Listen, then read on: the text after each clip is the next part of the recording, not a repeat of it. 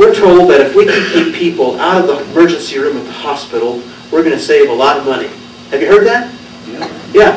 This is how much we can save in Minnesota. $400 a year. That's a lot of money, isn't it? Out of a total of $11,000 per person that's being spent, per household, excuse me. $400 out of $11,000 is what? Can't quite do the math. 3%, 3.5%. Not dramatic.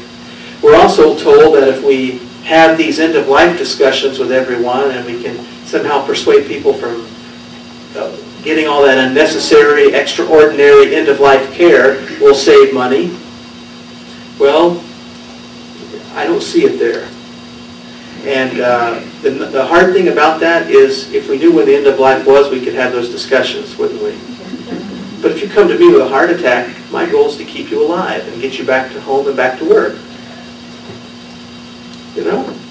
You don't want me deciding when you're going to die or thinking you're going to die and giving up on you. The best way I know to see someone recover who's in a coma is to say, oh, there's no hope. They often come back. It's the ones that you don't know that you often lose, right? So we can't predict. Doctors can't predict. No one can predict. So I don't think there's a lot of savings with end-of-life care. There's some, but there's not a lot. And most patients I deal with have already made those decisions. They know about what they want and what they don't want. So I personally am skeptical that we will save a lot of money. I do think we can save a lot of money in the chronic disease area. And by that I mean if we can prevent diabetes and things like that through healthier living and better management of people at risk. And also coming up with new innovative ways to manage people with chronic conditions. It might surprise you, but 5 to 6 diseases account for 60% of Medicare spending. And if we could better manage those and give incentives to medical systems to keep you out of the hospital instead of in the hospital, it might help. You know, right now we pay everybody for treating disease. We don't pay for preventing a problem. That's a simple question, you know. Well, wouldn't that make sense to do that? I think so. Okay, let's go on to the next slide. How do we control cost in the U.S.? Well, this is one of those facts that I got from Dr. Bob Geist, a retired urologist out of St. Paul, who has spent 20 years thinking about this. Did you know that healthcare inflation tracks insurance rates and tax-subsidized healthcare? Some of you in the room are much smarter than me, and you'll know who said this, but someone once said, if you want more of something, you subsidize it, and if you want less, you tax it. Who said that, Alan? You did. Well, it's not mine. No, it wasn't Reagan. It was someone before him. Yeah, he repeated it. Yeah. And but it makes sense, right? And so if we tax subsidize health care, we're going to get more. And if we provide more insurance, well, there's more demand for services, so costs go up. And that's part of the problem in the U.S. And if you provide everyone with health insurance, costs will continue to go up and up. So remember, I promised you if we fully cover everyone with insurance in the country, what will happen to healthcare costs? They'll go up. Write it down. Past experience, we now have almost 40 years with Medicare and 30 years with everything else, has demonstrated no clear way to control costs, except either reducing insurance coverage or making healthcare more of a consumer-driven entity. Okay? And there's a fierce debate going on between the left and the right in this country, and this is what you're part of as a Tea Party meeting, is what is the role of government in this? It's good we're having this debate, but it needs to be more transparent so that the people who ought to be here, but who aren't, but who care, your neighbors and mine, would better understand what's driving the behavior in Washington to rush and get this done. Okay, let's have the next slide. What drives up healthcare costs? I'm going to share a little secret with you. This is, I think, some interesting information. There are 3 types of care that are given by medical professionals. One is called preference-sensitive care. That is, if you come to see me as a patient and I decide to get a stress test, I get to pick between the $200 stress test, the $2,000 stress test, and the $4,000 stress test. Quite a spread of cost, isn't it? Sometimes there's a reason to do one or the other, but if I have a personal preference, I might pick the one I like best. The other is what's called supply-sensitive care. You hear about a new x-ray machine that will detect cancer quicker. So you come in and you ask Penny Louise, who's a nurse practitioner here, to get that test for you because you want to see if you have cancer. Or you hear about a blood test that might predict heart disease risk and you ask for that blood test.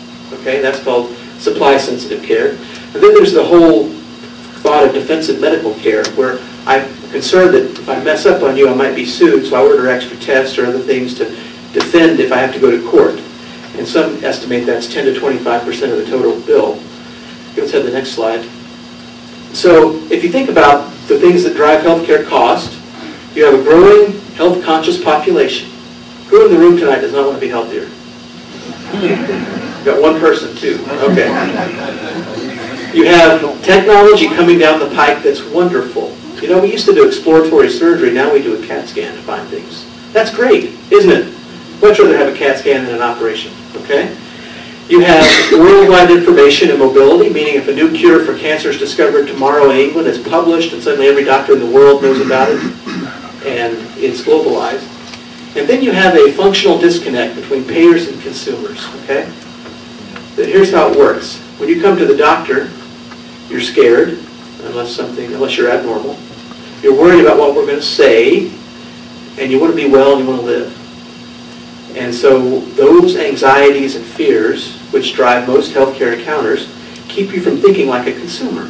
So if the doctor says, or the nurse practitioner says, we need to get a CAT scan, you say, okay, well, I'll do that. And then you think, well, my insurance will pay for it. Now, has anyone ever admitted to having that thought? The insurance will pay for it, I'm not going to worry about it. A few of us, yeah, right? All right.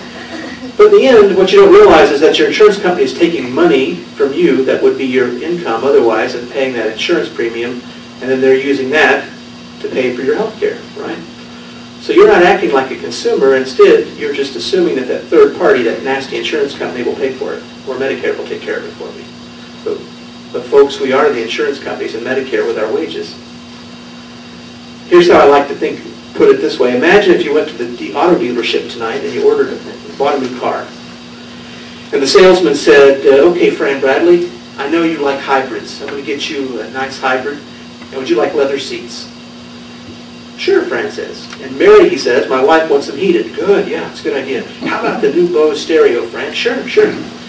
Well, Fran is a pretty darn good consumer. He would ask the price, he would think about it, he's an engineer, he analyzes it, but many of us aren't quite that smart. So we say, sure, we'll take that, and we get caught up in it. Well, when you buy the car, then they show you the price, and you say, oh, I can't handle this. What can we knock off? And then you reduce the price, and then you think, let me think about it, and you go to the next dealer and you negotiate, right? But what if instead of doing it that way, you said, I'll take that car, that color, I want leather seats, and the salesman said, I'll send you a bill in 3 months. We don't know what it will cost, but we'll figure it out, send you a bill. In 1 month, you'll get something called an explanation of benefit, EOB, but that may not be the true cost, and then in 3 months, the bill will come, and then your automobile purchasing insurance will pay for it. That's kind of like healthcare today. We don't have any consumerism. And the only break on excess spending or excess consumption, you know, buying too much, going into debt too much, is to have consumerism, right? We have a discussion. There's no one in this country who can afford everything he or she wants, not even Bill Gates. Okay? That may come as a surprise to some of you. So everyone has to temper their purchasing by what they can afford, not what they want to buy. But in healthcare, we don't. So all of this has led to rampant healthcare inflation. If you hit the next slide, Bruce, that's real money for all of us. And that's why we're in trouble as a country with healthcare costs. Next slide, please. So here are the ways we've tried to lower healthcare costs. We've done HMOs, managed care, tiering, we pre-authorized for this test. You're in network, you're out of network, you can only go to this provider. It hasn't worked, okay? Single payer systems like in Great Britain are seeing the same pressures. It doesn't work there any better. They ration, they put you on a waiting list, okay?